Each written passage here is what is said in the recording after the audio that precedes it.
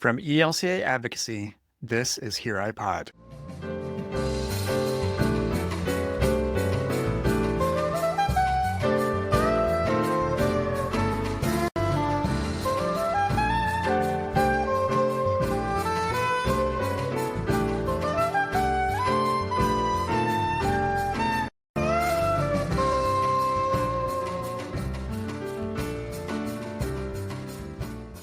There's so much happening in our communities every week and every day that are impacted by policies at the local, state, and federal levels. Here I Pod will focus on one aspect of what's happening each episode by talking with faith-based advocates, as well as providing steps that you can take in your own advocacy efforts. In episode 7, our host Regina Banks speaks to Alesia Frerichs, President and CEO of Lutheran Services in America, also known as LSA. They discuss the broad array of services LSA provides, LSA's structure, and how they plan to respond to the upcoming budget reconciliation process, which is set to start in earnest around May 7th. Following the interview, our impact story comes from Hailea James of Lutheran Social Services of Northern California and illustrates the amount of support provided to individuals in need.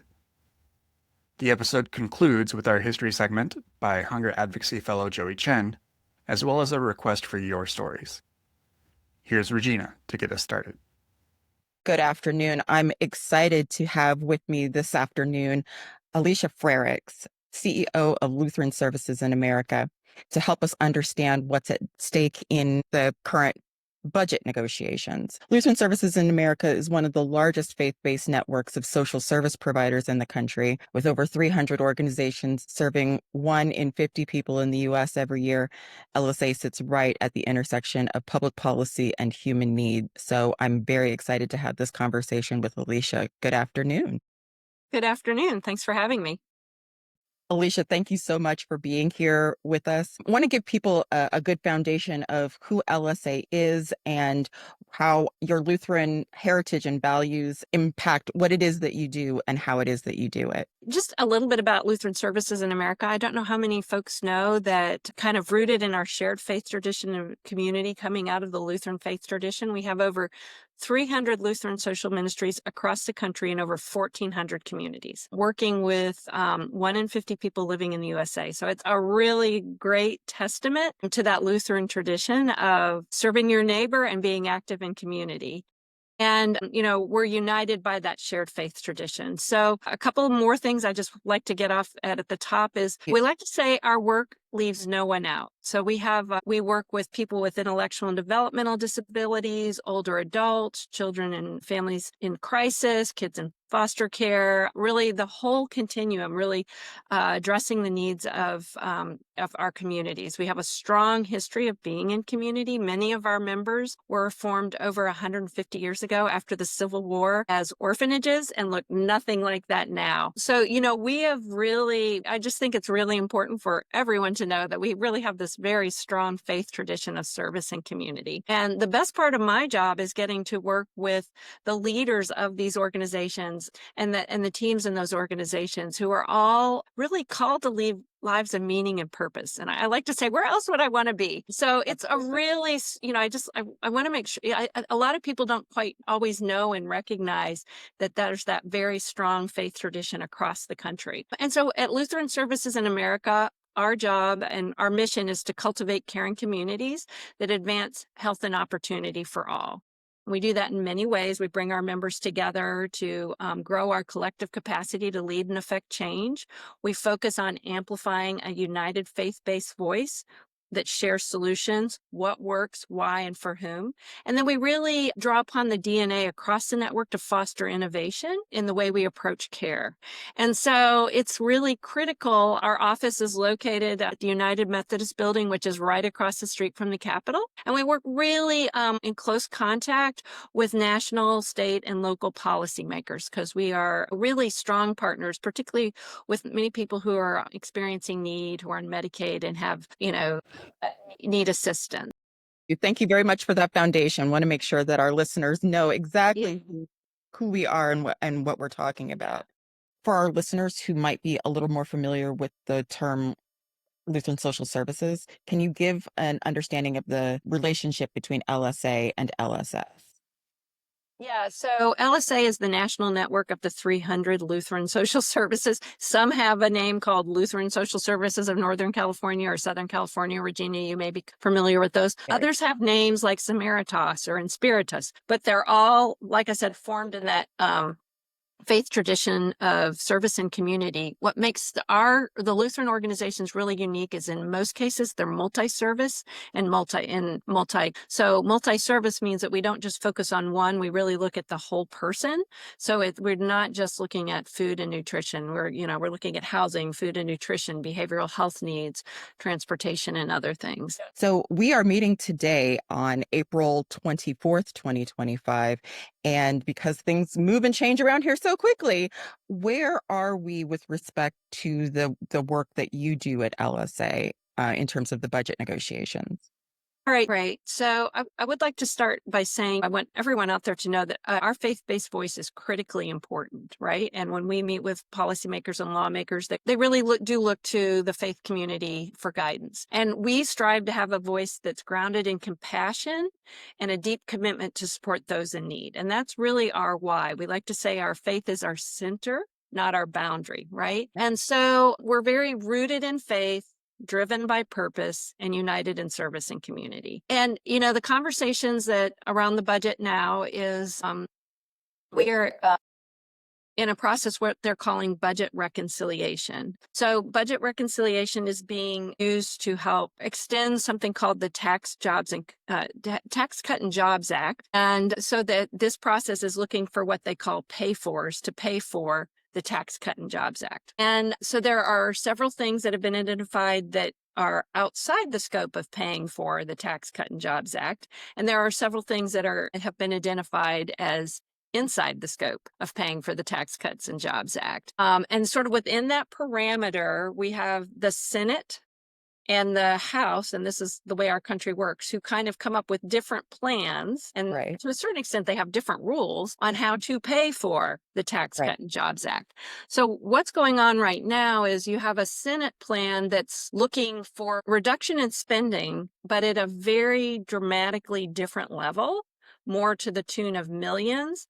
Then you have the House of Representatives, which is looking for a much more significant cut in spending, more to the tune of billions. So where we are right now here on April 24th is we're about to embark on what our representatives call the math problem, right?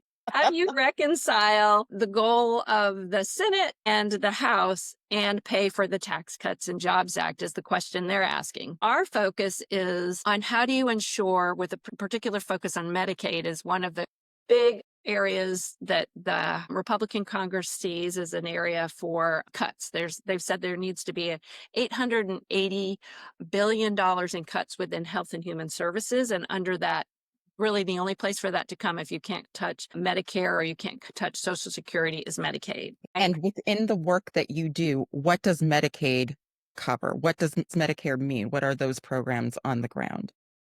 Yeah, it's so we are really what we call at the intersection of healthcare and social care. So we work with people to make sure that they have access to food and nutrition, safe housing, get to their doctor's appointments, behavioral health, all of sort of the wraparound services that are really crucial. We call it part of the whole person, mind, body, spirit, the wraparound that really helps ensure success in health and life. And so we're seeing, those are the services we provide, but it's really the people that we work with that are going to be most impacted if there are significant reductions to Medicaid. And so that's really what we're doing is drawing attention to policymakers of what is the impact that this is going to have in your communities and people. Under the current, at least the current House budget plan, there is no way to meet the billions of dollars that are cut without touching Medicaid. Is that your understanding? Yes. And I'm hedging because we're actually having this conversation a little bit early. Okay. So what they have is a big statement that we want to cut. We've been across the street several times. Across the street is the Capitol this week. And they haven't said underneath that $880 billion what it looks like. So right now, when we have conversations with lawmakers, most of them say, we don't want to cut Medicaid. There's there's no proposal yet to cut Medicaid. So where we are in the conversation is the only logic right now is to cut Medicaid. So we are, kind of like planting the seed in advance so that in 2 weeks from now, we go across the street and talk about the specifics. There are many different ways and tools for them to be able to cut Medicaid. Haven't been identified yet for us to speak directly to. Does that make sense? That makes perfect sense. And you're getting to the advocacy strategy that I was about to get to. And so the question was, what is LSA's federal advocacy strategy right now? And you mentioned a bit of laying the seed of that you can't cut as much as you want to cut without cutting Medicaid. Is that message landing? How are those conversations going?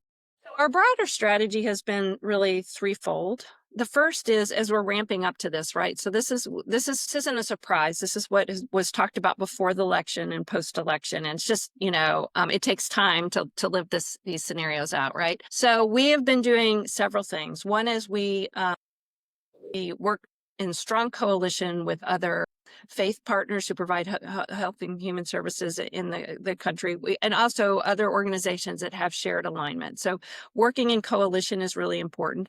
The other piece that we've been really doing is working to position the Lutheran Services in America's social ministries and remind policymakers and community partners of the critical role they play in communities. We are credible messengers, and we're really valued partners in the community. So working from the ground up, if you will, to really mobilize our community partners, not just our organizations and not just the people we work with, but the other folks in the community to talk about our services. So we're really laying the groundwork there to help mobilize. And then we've identified, there are key policymakers. When you look at advocacy, there's what you call your hard supporters and your hard detractors.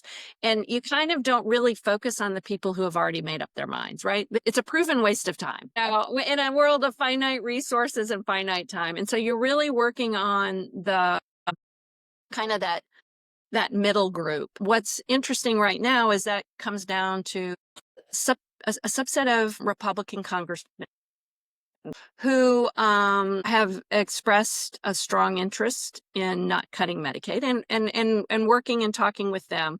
And then we do branch out with the strong supporters, who have, and remind them of the critical role that we play. But we're really focused. The choir can hear the message sometimes. Yeah. And the other thing I say is you learn a lot when you have these visits, and it's always good. And one of the things you can learn is how can you help them? Right. So sometimes, regardless of which side of the aisle, they'll say, here's what we're hearing and seeing. If you can help us get, and then we're in 1,400 communities, 46 states. We have great presence. And so, just that piece is helpful as well. So, really, we've been actively cultivating those relationships, working in partnership, and then really positioning the work that the Lutheran Services in America Network does as a trusted community provider across the country. What are some of the stories that you're sharing with Congress and their staff, like on the ground, the people that will be affected by these high-level budget conversations? Right. And that's what's so important is this is about people, not numbers, and that these are actual lives that we're talking about. These are our neighbors. These are can be our parents. They can be our children. We're unique in that we work with all the constituents of Medicaid. And so the stories are very powerful. So this week I was with one of our social ministries from Nebraska, and they were telling a story of a young man with an intellectual and developmental disability who wouldn't leave his room, was significantly withdrawn, significantly overweight, and got into one of their programs and now is living in a group setting and has a job, and just his life has really been transformed by the work that he's had and the life that he's had with Mosaic. And so there's stories just abound. We work with a lot of rural seniors where Medicaid is a critical lifeline to both the seniors themselves and the services and the hospitals they rely on in their communities. And then, foster youth and foster care is another big constituent. So really, there are many stories about people that are important to share. Do you have an idea of what the percentage of the budgets of your constituent organizations are represented by Medicaid? Like how big of an impact is this going to have on the bottom line of your constituent organizations? It's a question. That's a good question. We provide a broad range of services, and we're heavily publicly funded. So I think the bigger question is if the federal government cuts those costs, who's going to absorb those costs? Mm. And who's going to absorb those costs are local governments, state governments, hospitals, because people will have less access to care and will use the emergency room much more frequently. And then there'll be an increasing rate of acuity because people will neglect their well visits. They'll neglect some of those preliminary signs and really only go when there's a significant high level of acuity. So that's another conversation that we're having is really, this isn't cost savings, this is deferring cost. Medicaid is a very significant percentage of most state budgets. It can vary from 20 to 40% of a state's budget, and so that they receive from federal funding. And so when those are cut, that's part of our strategy is what are the governors going to do? What are the mayors going to do? And that's where we have some united alliance, and there's concern there.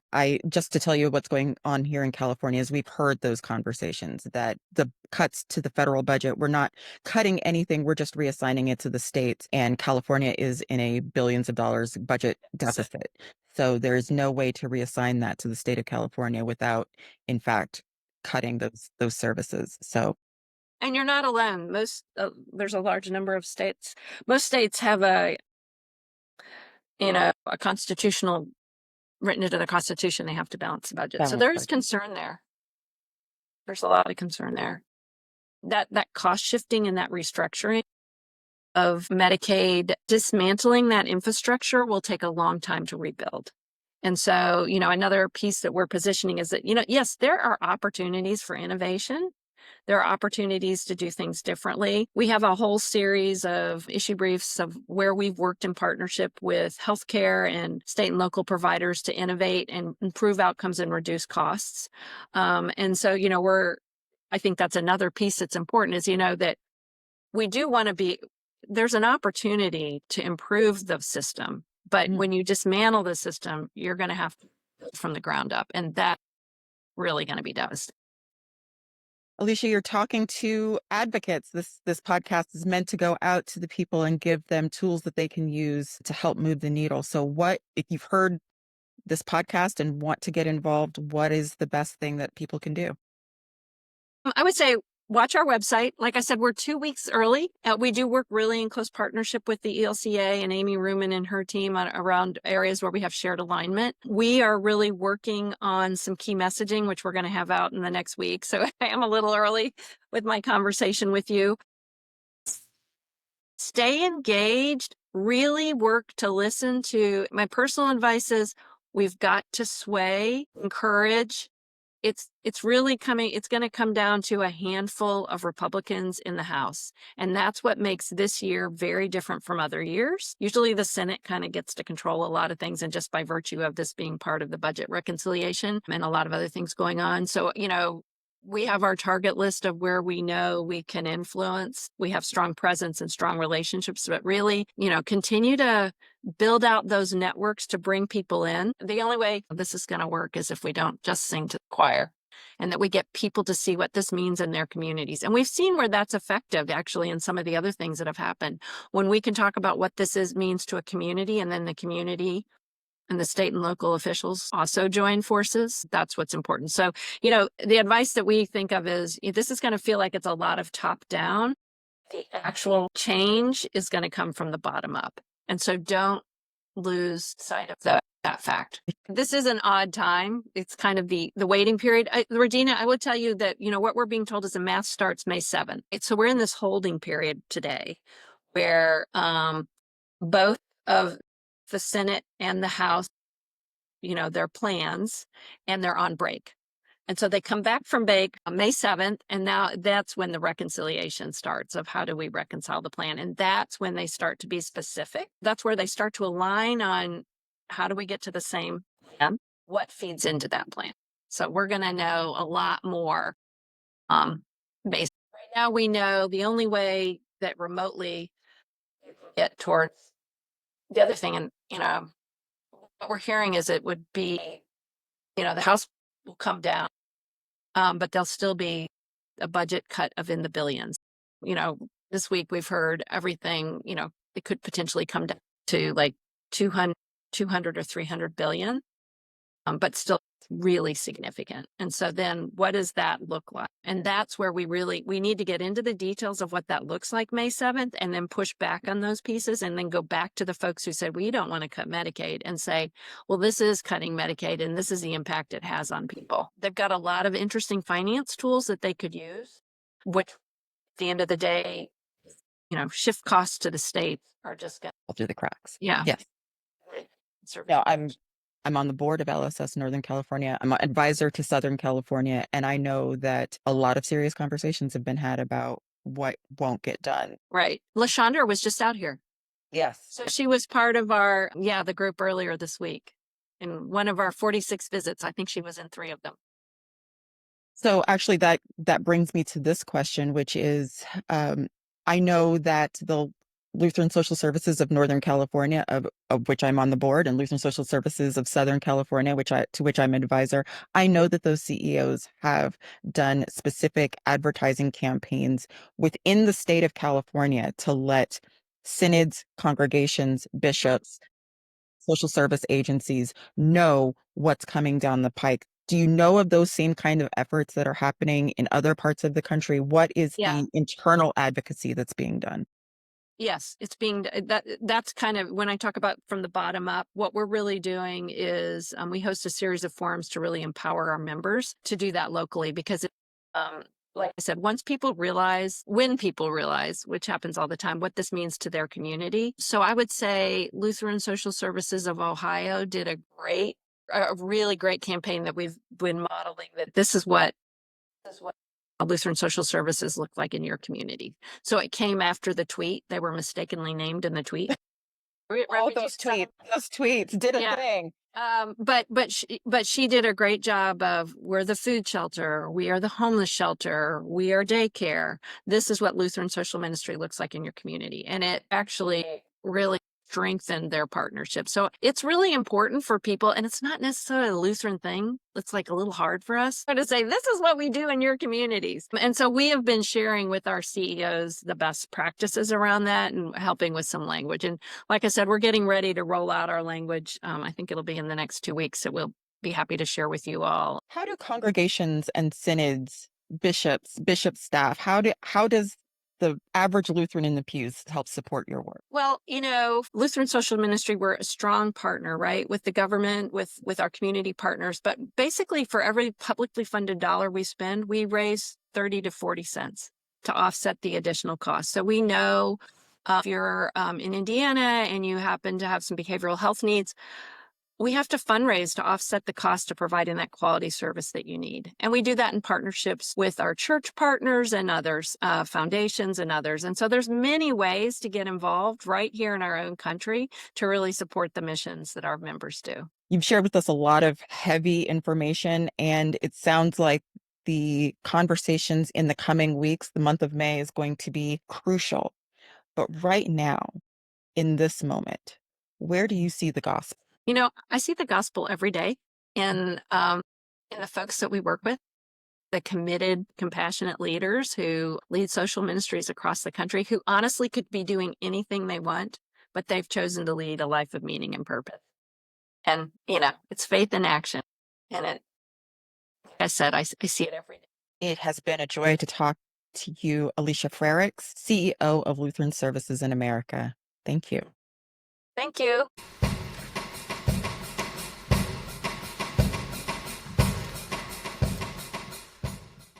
Hello, my name is Haley James. I am a program manager with Lutheran Social Services of Northern California, and I manage a Medi-Cal funded program called CalAIM. Medi-Cal is known as Medicaid in the rest of the United States. And the following story takes us into the life of a 47-year-old man and how a dedicated care team helped him navigate serious mental illness, substance use, and life-threatening medical challenges. It's a story of coordination, compassion, and what happens when the Medicaid system works. Living with schizoaffective disorder, bipolar type 1, and battling addiction to substances like methamphetamine and alcohol, this individual faced a relentless series of crises, manic episodes, deep depression, and even life-threatening situations put them in and out of the hospital, often under psychiatric holds. In 2023, he connected with a care coordinator through the Medicaid-funded program CalAIM, ECM, and began a determined, though tumultuous, journey to rebuild his health and stability. At the time, he had just been housed under a rapid rehousing program and was feeling hopeful, though he had no income, no transportation, or active medical support. He expressed struggles with organization, memory, and mental health symptoms, and was eager for help navigating systems to access the care he needed. Initial efforts focused on assessments and setting up primary care and mental health services, and helping him reconnect with public benefits. However, progress was slow and inconsistent due to frequent communication barriers. His phone often didn't work, and appointments were missed or had to be rescheduled. He expressed struggles with organization, memory, and mental health symptoms, and was eager for help navigating systems to access the care he needed. By mid-2023, his care team helped him secure referrals for a primary care doctor and for mental health services. He was also impacted with legal issues during this time, and he missed his court hearing, experienced psychiatric crisis, and that resulted in hospitalization. After multiple mental health hospitalizations, he re-engaged with his care team and with his ECM care manager and rescheduled his key appointments. The difference in his story is that Medi-Cal's Enhanced Care Management Program provided access to a care team that was there every step of the way. The Medicaid benefit gave this individual the opportunity for consistent, comprehensive care, assisted by a dedicated care manager for over a year. Despite the challenges, there were visible improvements. They stayed engaged with their treatment. They kept their appointments and received their injections, showing improvements, and the individual was in good spirits and free from manic behavior. This individual's story is a testament to what Medi-Cal can do when backed by consistent and compassionate care coordination. It's not just about having a doctor, it's about having a team that works together with a plan to support the person through every step of their health care. Thanks to Medicaid, this individual had access to inpatient psychiatric care, regular psychiatric injections, medication management for both mental and physical health, substance use treatment, emergency services, transportation, support with food insecurity and housing stabilization, and personal advocacy through every stage of this process. This person's journey is far from over, but it's clear that Medicaid didn't just treat the symptoms, it supported their life. Today, through the coordinated efforts of a care team and the safety net that Medicaid provided, this individual now has a chance to stabilize his housing and heal and move forward with hope. Thank you for listening.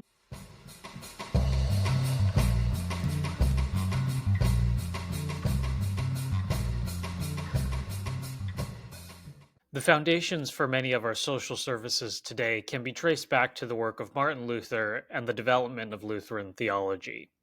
A few years after posting his 95 Theses, Luther, along with the Wittenberg Council, came up with the idea of a common chest. The purpose of the chest was to distribute funds to anyone in need, and is now considered to be one of the first social service agencies of Europe. Funds from the common chest were used for education, vocational training, medical services, and even to provide low-interest loans to people. When speaking about the chest, Martin Luther once said, "For so to help a man that he does not need to become a beggar is just as much of a good work and virtue as to give alms to a man who has already become a beggar."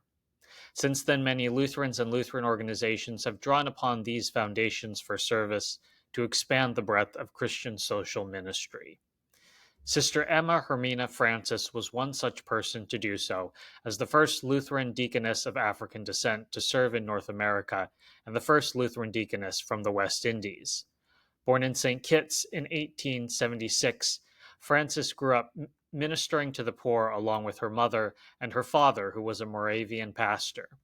Frances was confirmed at age 15 and then educated at schools in Germany to become a missionary and a nurse. She opened Ebenezer Home for Girls in Frederiksted along with Sister Joanna Siverstein in 1908. When the United States took possession of the Danish West Indies, renamed the Virgin Islands, the Lutheran Church in the Virgin Islands became affiliated with the United Lutheran Church in America. Frances then made her way to Philadelphia, where she was consecrated a deaconess in 1922, and then went on to New York City, where she cared for new immigrants and helped found Transfiguration Lutheran Church in Harlem. Frances ended her career back in St. Croix, where she served at the Ebenezer Home for Girls for nearly 40 years. And upon her death in 1945, she received one of the largest funerals ever to take place in the Virgin Islands. Today, the spirit of service continues to be lived out through the work of organizations like Lutheran Social Services, as well as countless other churches and individuals seeking to embody the love of God, just as Martin Luther and Emma Hermina Francis did many years ago. As we close out this episode of Here I Pod, we have another opportunity for you to take action. The DC-based Witness and Society Office is collecting your stories to share with legislators on Capitol Hill.